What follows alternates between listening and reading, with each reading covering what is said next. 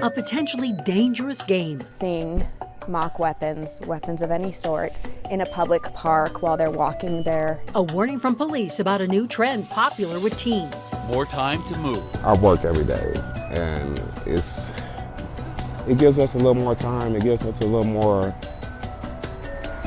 effort. We're following up with residents at Denver's Clarkson Lodge, the help they're getting after Contact Denver 7 shared their story. And a treasure trove of heirlooms. We knew that it was something special. It was obvious that it wasn't like the typical donation. How a thrift store helped save generations worth of one family's history. Concerning moments today at Rock Canyon High School in Highlands Ranch. The school went into lockdown for an hour this morning because a student brought a pellet gun to class. Deputies say the call came in as someone armed in the parking lot, possibly with a rifle, and 3 to 4 popping sounds. Well, deputies found that student with a pellet gun, and they say his parents are cooperating with investigators. And the incident at Rock Canyon comes as authorities raise the flag about a potentially dangerous game among teenagers. It's called the Assassin game, and players target each other with mock guns, paint, water, BB guns, and then the last player not hit wins. Denver 7's Sloan Dickey is in the newsroom tonight, and Sloan police want parents to hear about this. Yeah, parents have had to wrap their heads around so many social media challenges. Now Erie police are raising awareness about a new one. It's a game many people have played before, Assassins, except now it has a dangerous twist.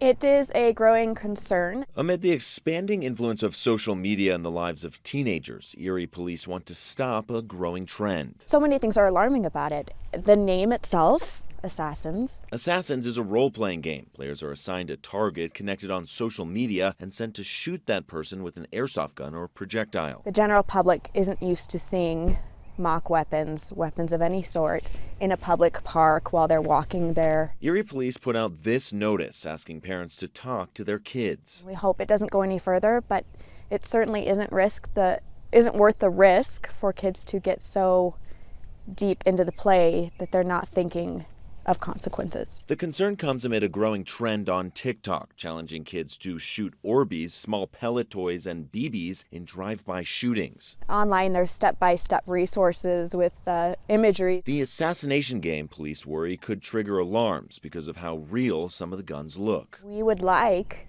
if caregivers are noticing that children want access to a mock weapon, the Orbeez, kind of bullets that go in these weapons, those are something that would spark a conversation. Police say they don't want to stop the fun, just suggest a new way to play. There are alternatives where kids can use clothespins as opposed to the weapons. Now, that might take the thrill away of it, but I hope that kids are considering other ways to play the game. Sloan Dickey, Denver 7.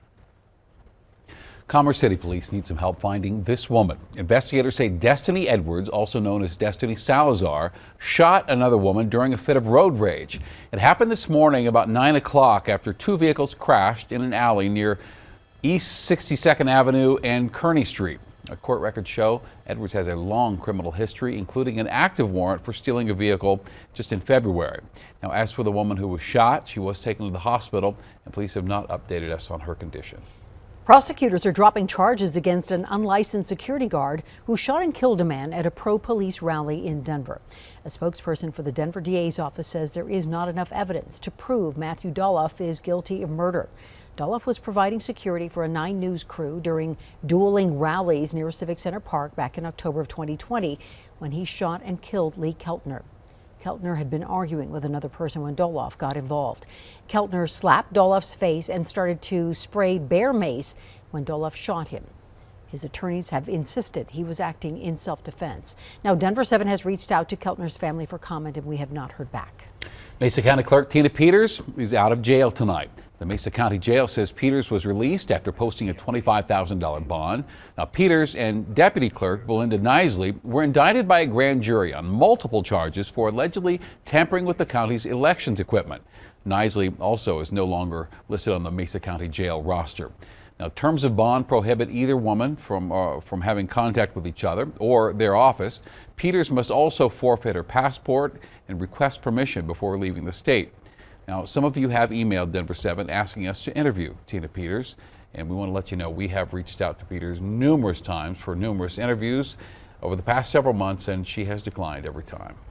Families in the Douglas County School District are hearing directly from the two finalists for superintendent. Former interim superintendent Aaron Kane and executive director for the Parker region Danny WINSOR are the only two finalists. During a forum this evening, Kane and WINSOR took questions straight from the DOUGCO community. Danny, tell us about your leadership style. How do you go about holding people accountable while maintaining a positive and healthy climate and culture? Completely believe it's important to understand that when we come together as a team and understanding what we're working towards, it's a whole lot easier to define what success is. What do you see as the community's role in helping DCSD thrive? I think everyone in our community wants to make sure that our kids go to amazing schools. We're dedicated to making sure that we have all kinds of amazing resources in Douglas County. People want their kids to go to fabulous schools. People want to live near fabulous schools. Both Kane and WINSOR will appear again before the public during the school board's meeting on March 22nd, and the board could make a hire before the end of the month. Meanwhile, DOUGCO School Board will have a special meeting tomorrow to discuss next steps after a judge ruled that the 4 conservative members violated the purpose of open meeting laws. Now, that special meeting will be held at 10 o'clock in the morning. A judge yesterday found directors circumvented open meetings laws by having a series of one-on-one discussions before telling former Superintendent Corey Wise that he could resign or be fired. People living at a Denver boarding home are getting more time to find a new place. Well, we told you last week about residents at the Clarkson Lodge in the Capitol Hill neighborhood. They were told they would have to move out by this coming Monday because the owner sold the building. As Contact Denver 7 CB Cotton explains, a group has stepped in to help after seeing our story. Tenants find shelter and a place to rest their head at the Clarkson Lodge, but the chill of winter is always at the doorstep. I work every day. I literally got to wake up at 3 o'clock in the morning to go to work. So I work every day. And just last week, many tenants feared the cold of the outdoors would become their next home. We didn't know what was going to happen. Last Monday, Michael Boyd and other residents at the Denver boarding house told us they were scrambling to find a place to stay. Notices announced the building had been sold and they'd have to be out by March 14th. Now, a little more than a week later, there's renewed hope in the form of an extension. It's somewhat of a weight off of my shoulder.